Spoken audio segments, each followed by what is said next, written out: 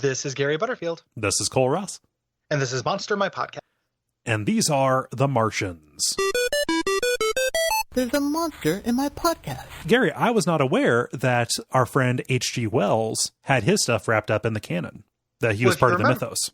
If you remember, I don't think that War of the Worlds is. I think it's the other race on Mars. Ahais. I think the Ahais are tied into the mythos, and then by extension, these guys got wrapped in. But the Ahais are like, those are not an H.G. Wells creation. I can scroll back, but I will lose my place. Wait, it's like a 2 degrees of Kevin Bacon kind of thing. Oh yeah. Like, I'm making the Ahais playing in H.G. Wells's yard and Lovecraft's yard and combining them. It's like introducing two friends. Yeah. Well, that also kind of presupposes that there can only exist one kind of Martian.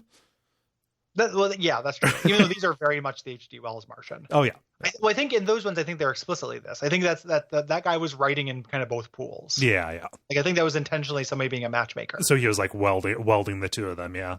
But yeah, like these are just straight up the Martians from H.G. Wells, although they do not build in the susceptibility to Earth microbes, Earth germs. Yeah.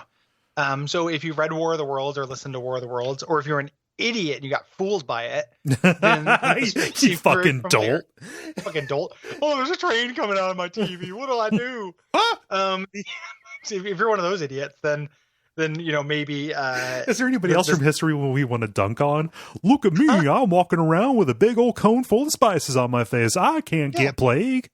I'm pushing a loop with a stick. I'm having fun. Yeah, this is fun because the loop go. Yeah.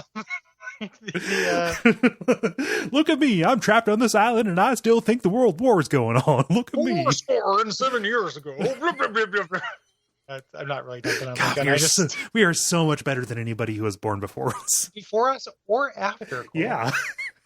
Millennials or those oldies. Yeah. The boomers 2.0. If you were born at like any time that was not between 1980 and 1987, go ride a train. Yeah, sorry guys. Sorry. It's gonna be rough stuff for you. Yeah. I mean, it's kind of true that everyone who's born before us will die, and everyone born after us will probably live to see the water wars, and we probably won't. So, like, there is something kind of blessed about this generation as long as we don't have kids. Like, we get out where things get really bad. Okay, I bet you by, like, my guess is by 2060 or whatever, which is a reasonable time when I might die. Water will probably be very expensive. Yeah. And I might live in like an area with poor filtration or something like that. So I might be getting sick on my way out, man. Yeah. It's that Dave Johnson quote. Like, if you're 40 by the time you get this, you're laughing.